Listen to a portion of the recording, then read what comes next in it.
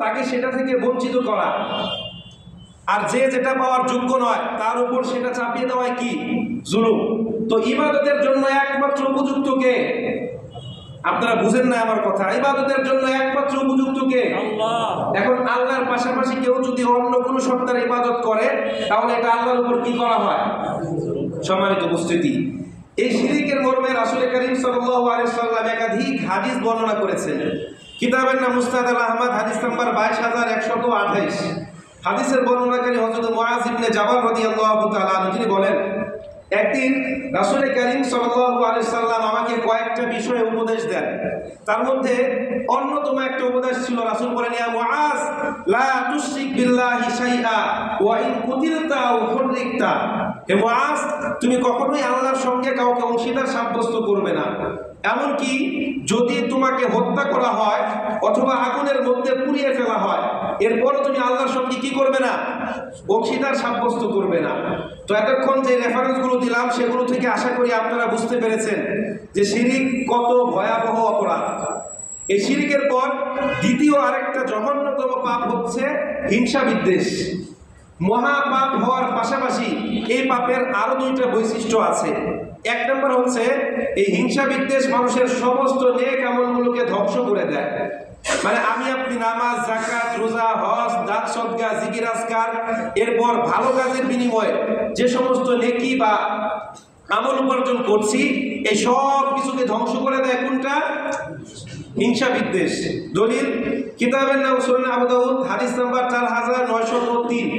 হাদিসের বর্ণনাকারী হযরত আবু হুরায়রা রাদিয়াল্লাহু তাআলা আনহু, তিনি বলেন, ক্বালা রাসূলুল্লাহ সাল্লাল্লাহু আলাইহি ওয়াসাল্লাম, ইয়াকুম ওয়াল হাসাদ ফাইন্নাল হাসাদা ইয়াকুলুল হাসানাত কামা তাকুলুন নারুল হাতাব আও ক্বালা উশবা আও কামা ক্বালা আলাইহিস সালাতু ওয়াস সালাম। রাসূল বলেন, ও আমার সাহাবীরা, তোমরা পরস্পরের প্রতি হিংসা বিদ্বেষ পোষণ করা থেকে বিরত থাকবে। ফাইন্নাল হাসাদা ইয়াকুলুল হাসানাত কামা তাকুলুন নারুল হাতাব। কেননা হিংসা বিদ্বেষ মানুষের নেক আমলগুলোকে ধ্বংস করে দেয়, যেমনি ভাবে আগুন জ্বালানি কাঠকে জ্বালিয়ে পুড়িয়ে কয়লা করে দেয়, আর কয়লা উশবা অথবা খড়কুটাকে জ্বালিয়ে পুড়িয়ে ভস্ম করে দেয়। যেমন ধরেন এই পোড়া মসজিদটা যদি আমরা খড়কুটা অথবা তুলা দিয়ে ভর্তি করি, এক পাশে ছোট্ট একটা আগুনের ফুলকি রেখে দেই, 1 ঘন্টার মধ্যে এগুলো কিছু থাকবে? সবকিছু জ্বলে পুড়ে কি হয়ে যাবে? ছাই হয়ে যাবে। আমাদের মধ্যে এমন অনেক মানুষ আছে যারা অনেক ভালো কাজ করে, শুধুমাত্র হিংসা বিদ্বেষের কারণে তারা নিজেরা নিজেদের ভালো কাজগুলোকে ধ্বংস করে দিচ্ছে এবং নিজেদেরকে জাহান্নামের জ্বালানিতে পরিণত করছে। জোরে বলেন ঠিক কিনা? সম্মানিত উপস্থিতি, এখন এই হিংসা বিদ্বেষ শুরু হলো কিভাবে?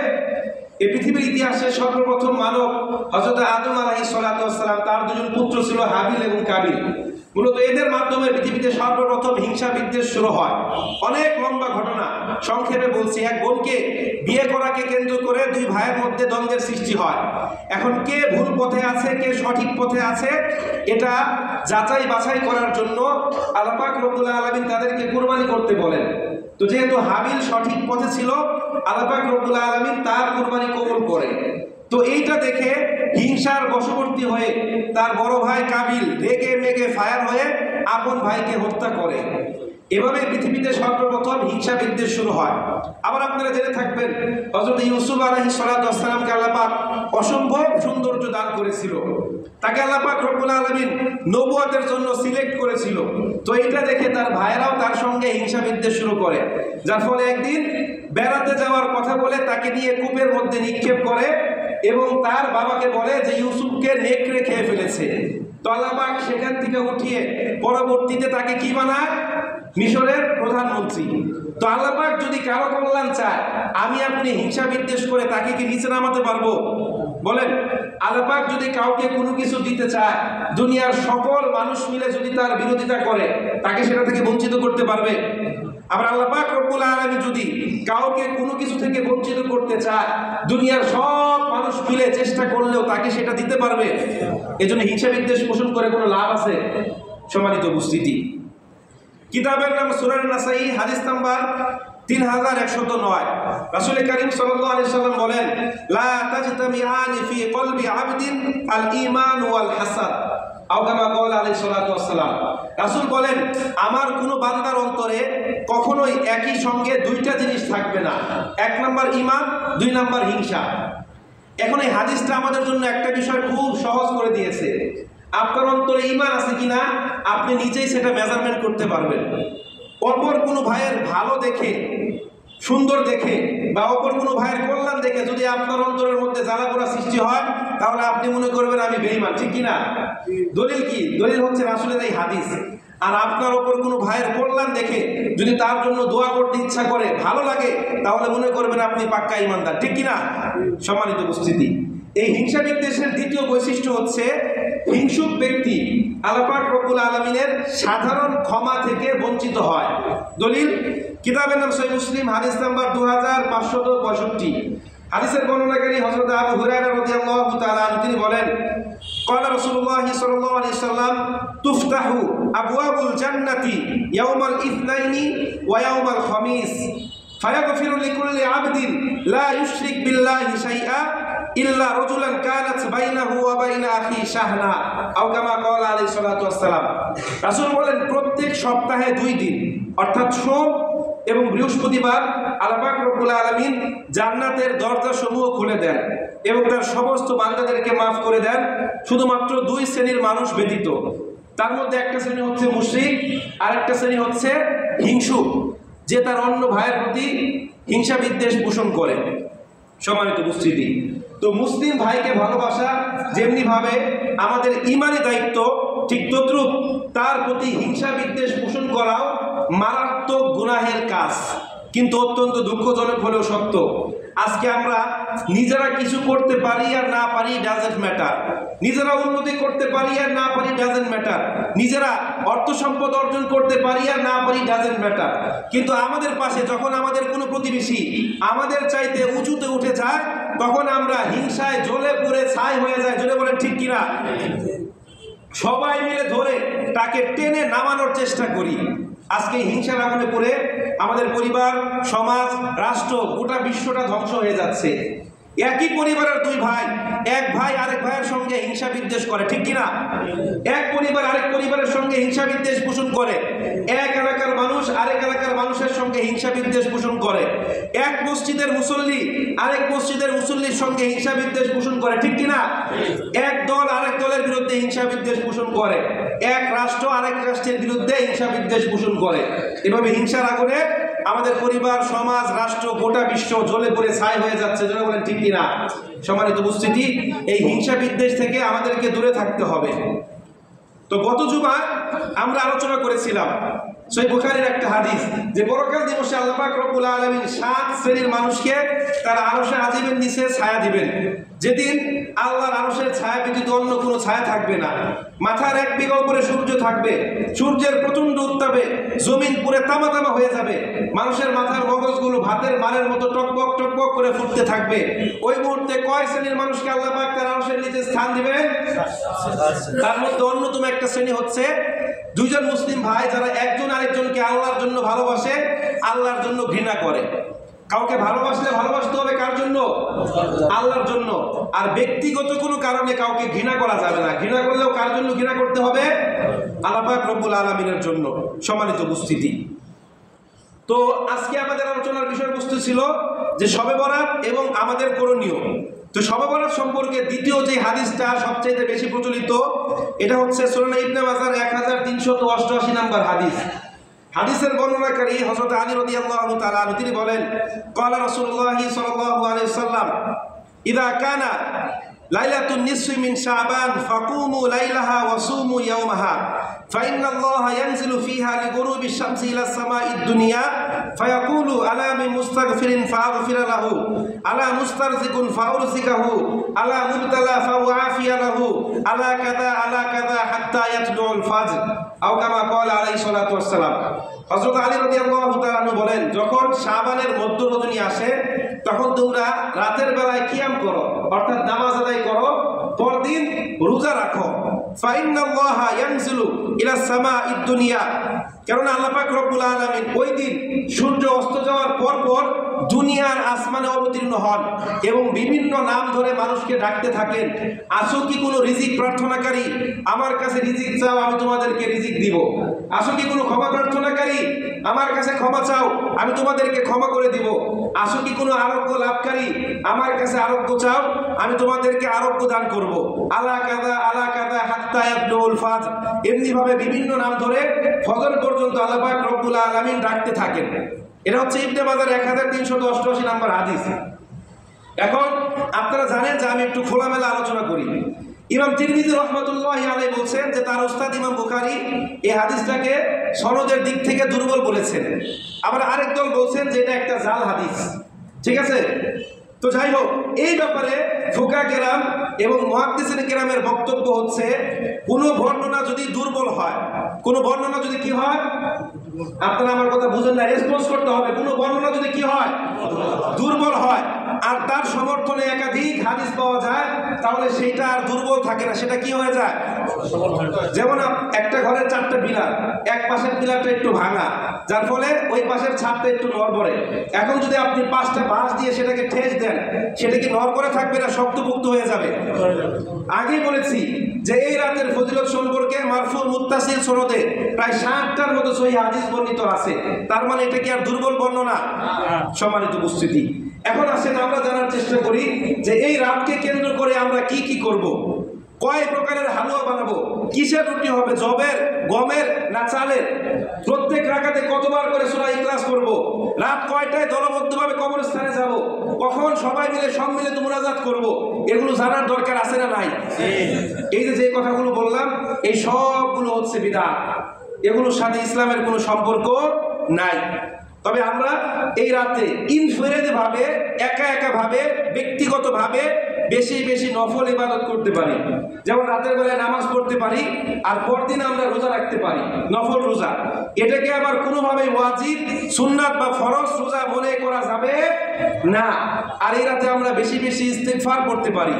এমনিতেই বাংলাদেশের মানুষ মসজিদে আসে না, এখন যদি আমরা এই রাতের ফজিলত সম্পর্কে উল্টাপাল্টা কথা বলি, মানুষ তো আরো মসজিদে আসবে না, ঠিক কিনা? সম্মানিত উপস্থিতি, কিতাবের নাম সুনান তিরমিজি, হাদিস নাম্বার 739। হাদিসের বর্ণনাকারী আম্মাজান আয়েশা রাদিয়াল্লাহু তাআলা তিনি বলেন, এক রাতে রাসূল কারীম সাল্লাল্লাহু আলাইহি সাল্লাম আমার ঘরে আসলেন। তিনি এক রাতে তার এক স্ত্রীর ঘরে থাকতেন। তো এক রাতে আমার পালা আসলো, তিনি আমার ঘরে আসলেন, শোয়ার জন্য প্রস্তুত হলেন। হঠাৎ কি যেন মনে পড়ার পর রাসূল আবার তার জামা কাপড় পরিধান করে বাইরে চলে গেলেন। তখন আমার একটু খারাপ লাগলো, আমার মনে হচ্ছিল তিনি মনে হয় আমার অন্য কোনো সতীনের ঘরে গিয়ে থাকবেন। তখন আমি পেছনে পেছনে রাসূলকে অনুসন্ধান করতে লাগলাম। দেখলাম তিনি জান্নাতুল বাকি অর্থাৎ মদিনার একটা কবরস্থানে গিয়ে আকাশের দিকে 2 হাত প্রসারিত করে দোয়া করছেন। দোয়া শেষে তিনি যখন পেছনের দিকে ঘুরলেন, আমাকে দেখতে পেলেন এবং বললেন মুস্কি হেসে দিয়ে, কি ব্যাপার আয়েশা, তুমি কি আমাকে তালাশ করতে বেরিয়েছো? আমাদের আয়েশা এসে বলেন, ইয়া রাসূলুল্লাহ, হ্যাঁ। রাসূল বলেন যে আল্লাহ রাসূল কি তোমার উপর কোনো প্রকার অবিচার করবে? তুমি কিভাবে ভেবেছো যে তোমার পাওনা রাত আমি অন্য কাউকে দিয়ে দিব? আমাদের আয়েশা বলেন, ইয়া রাসূলুল্লাহ, আমি তো তাই ভেবেছিলাম। তখন রাসূল বলেন, হে আয়েশা শোনো, যখন শাবানের মধ্য রজনী আসে, তখন আল্লাহ পাক রব্বুল আলামিন তার বিপুল সংখ্যক বান্দাদেরকে ক্ষমা করে থাকেন। জোরে বলেন সুবহানাল্লাহ। এখন কি পরিমাণ মানুষকে আল্লাহ পাক রব্বুল আলামিন ক্ষমা করে থাকেন, এটা বোঝাতে গিয়ে রাসূল কারীম সাল্লাল্লাহু আলাইহি সাল্লাম একটা এক্সাম্পল দেন যে তৎকালে কাল নামক একটা গোত্র ছিল। এই গোত্রের লোকেরা যে পরিমাণ বকরি পালন করত, এই বকরির গায়ে যে পরিমাণ পশম, এই পশম পরিমাণ মানুষকে আল্লাহ পাক রব্বুল আলামিন এই রাতে মাফ করে দেন। জোরে বলেন সুবহানাল্লাহ। কিন্তু অত্যন্ত দুঃখজনক হলেও সত্য, আজ এই রাতকে কেন্দ্র করে আমাদের দেশে বাড়াবাড়ি আর ছাড়াছাড়ির কোনো শেষ নাই। একদল বলে এই রাতের কোনো অস্তিত্ব নাই, যারা এই রাতে নামাজ পড়বে এরা বেদাতি হয়ে যাবে, মুশরিক হয়ে যাবে, উমুক হয়ে যাবে, তুমুক হয়ে যাবে। আবার আরেক দল এই রাতের শান মান ফজিলত বর্ণনা করতে করতে এটাকে ভাগ্য রজনী বলে ফেলে, দলিল হিসাবে তারা আবার কোরআনের আয়াতকে উপস্থাপন করে। সূরা দুখানের 2 নম্বর আয়াত আল্লাহ পাক বলেন, ইন্না আনজালনাহু ফি লাইলাতিন মুবারাকাতিন ইন্না কুন্না মুনজিরিন ফিহা ইফরাকু কুল্লু আমরিন হাকিম। আল্লাহ পাক বলছেন নিশ্চয়ই এই কোরআনকে আমি এক বরকতময় রজনীতে অবতীর্ণ করেছি। এখন বলেন তো সেই বরকতময় রজনীর নাম কি? লাইলাতুল কদর। এখানে তারা বলে যে আল্লাহ পাক নাকি এখানে লাইলাতুল বরাতের কথা বলেছেন। যে কয়টা তাফসীরের কিতাব আছে একমাত্র ইকরামা রাহমাতুল্লাহি আলাইহি ছাড়া অন্য কোনো মুফাসসির, মুহাদ্দিস অথবা সাহাবী বলেন নাই যে এই আয়াতটা আল্লাহ পাক রব্বুল আলামিন শবে বরাত সম্পর্কে নাযিল করেছেন। তাফসিরে কাশাফ, মাযহারি, কুরতুবী, ইবনে কাসির, তাফসিরে জালালাইন সহ প্রায় সকল তাফসির গ্রন্থে মুফাসসিরিনে কেরাম বলছেন যে আল্লাহ পাক কোরআন অবতীর্ণ করেছে কোন রাত্রে? আল্লাহ পাক বলেন ইন্না আনজালনাহু ফি লাইলাতিল কদর। এই শবে বরাত নিয়ে আমাদের বাড়াবাড়ি এবং ছাড়াছাড়ির মাত্রা এতটাই ছাড়িয়ে গিয়েছে যে এই রাতকে কেন্দ্র করে আমরা বিভিন্ন রকম আনন্দ উৎসব উদযাপন করি। বাড়িতে বাড়িতে হালুয়া রুটি দিয়ে সাপ, বেজি, হাতি, ঘোড়া বানানো হয়, ঠিক কিনা? আতশবাজি, পটকাবাজি সহ বিভিন্ন রকম আয়োজন করা হয়। এই সব কিছু হচ্ছে বেদাত। এগুলোর সাথে আমাদের প্রিয় ধর্ম ইসলামের কোনো সম্পর্ক নাই। সম্মানিত উপস্থিতি, এখন এই হালুয়া রুটির ইতিহাসটা খুঁজতে গিয়ে যখন একটু পড়াশোনা করলাম অনেক জায়গায় অনেক তথ্য পেয়েছি। তার মধ্যে সবচাইতে গুরুত্বপূর্ণ তথ্য যেটা, যে হালুয়া রুটির উৎস হচ্ছে মূলত শিয়াদের সংস্কৃতি থেকে। শিয়াদের ধর্মীয় মতবাদ অনুযায়ী 14ই শাবান হচ্ছে তাদের দ্বাদশ ইমাম গায়েবের জন্মদিন। এজন্য এই দিনটা তারা হালুয়া রুটি পাকিয়ে নতুন জামা কাপড় পরিধান করে বিভিন্নভাবে উদযাপন করে। এজন্য আমরা এই দিনকে কেন্দ্র করে কোনো রকম হালুয়া রুটি খাওয়ার চেষ্টা করব না। এমনিতে খেলে আপনারা অন্য যে কোনো দিনে খেতে পারেন, ডাজেন্ট ম্যাটার, সমস্যা নাই, কিন্তু এইটা উৎসবকে কেন্দ্র করে করা যাবে না, ঠিক কিনা? সম্মানিত উপস্থিতি, এরপর এই রাতকে কেন্দ্র করে আরো অনেক প্রচলিত বর্ণনা আছে। যেমন এই রাতে গোসল করলে মহিলাদের চুলের পানির সাথে মানে সমস্ত গুনাহগুলো ঝরে পড়ে। আবার কোনো বর্ণনায় আছে মুকসিদুল মুমিনে যে প্রত্যেক ফোঁটা পানির বিনিময়ে নাকি 70 রাকাত নফল নামাজের সওয়াব পাওয়া যায়। জোরে বলেন, কি বলবেন? সম্মানিত উপস্থিতি, এগুলো সব হচ্ছে কি বেদাত। আপনারা এই রাতে যেহেতু আল্লাহ পাক রব্বুল আলামিন বিপুল সংখ্যক বান্দাদেরকে ক্ষমা করে থাকেন, মসজিদে আসবেন বা বাড়িতে ইচ্ছা যেখানে ইচ্ছা আপনারা ব্যক্তিগতভাবে নফল নামাজ আদায় করবেন, আল্লাহর কাছে ক্ষমা প্রার্থনা করবেন, কোরআন তেলাওয়াত করবেন, জিকির আজকার করবেন, এগুলো আপনারা করবেন। সম্মানিত উপস্থিতি, পরিশেষে আজকে আমার মূল হাদিস যেটা ছিল যে আল্লাহ পাক এই রাতে তার সমস্ত বান্দাদেরকে মাফ করে শুধুমাত্র 2 শ্রেণীর মানুষ ব্যতীত। এদের নাম কি? মুশরিক এবং মুশাহিদ। তো এখন একটা কথা বলতে চাই যে হিংসা বিদ্বেষ দিনদার মানুষের অত্যন্ত প্রিয় একটা আমল। যে মানুষটা নামাজ পড়ে, দাড়ি রাখে, যাকাত দেয়, বেকার নারীর দিকে তাকায় না, মদ পান করে না, জুয়া খেলে না, এই ব্যক্তিটাই দেখবেন তার অপর মুসলিম ভাইয়ের সঙ্গে হিংসা বিদ্বেষ পোষণ করে, ঠিক কিনা? শয়তান আমাদের প্রধান শত্রু। তার মূল টার্গেট হচ্ছে মানুষকে ধোঁকা দিয়ে আমাদের দ্বারা জাহান্নামকে পরিপূর্ণ করা। এখানে সে 2টা নীতি অনুসরণ করে। সাধারণ মানুষের ক্ষেত্রে মদ, জুয়া, জেনা, ব্যভিচার, নারী, আর যারা পাক্কা ঈমানওয়ালা এদের ক্ষেত্রে শয়তানের মূল ফাঁদ হচ্ছে হিংসা বিদ্বেষ। দেখবেন অনেক বড় বড় হুজুর নামাজ ছাড়া নেই এক ওয়াক্ত, কিন্তু এক হুজুর আরেক হুজুরের বিরুদ্ধে হিংসা বিদ্বেষ করে কথা বলে, ঠিক কিনা? তো এটা হচ্ছে শয়তানের অত্যন্ত গুরুত্বপূর্ণ একটা ফাঁদ এবং দিনদার মানুষের একটা প্রিয় আমল। এজন্য আমরা সবাই আমাদের ভাইয়ের সাথে হিংসা বিদ্বেষ করবো, ঠিক কিনা? এক ভাই আরেক ভাইয়ের মাথার মধ্যে বাড়ি মারবো, ঠিক কিনা? যদি আপনার আগে বলেছি অন্য কোনো ভাইয়ের কল্যাণ দেখে অন্তরের মধ্যে জ্বালা পোড়া সৃষ্টি হয় তাহলে বুঝবেন যে আপনার ভিতরে ঈমানের সিঁড়ি ফোঁটাও আর নাই। আল্লাহ পাক রব্বুল আলামিন আমাদের সবাইকে তৌফিক দান করুন। আল্লাহ পাক রব্বুল আলামিন শবে বরাত সম্পর্কে যে সকল বিদআতগুলো আছে এগুলো বর্জন করার মতো তৌফিক দান করুন। আল্লাহ পাক রব্বুল আলামিন শবে বরাতের রহমত, বরকত, কল্যাণ আমাদের উপর অর্জন করুন, নাযিল করুন।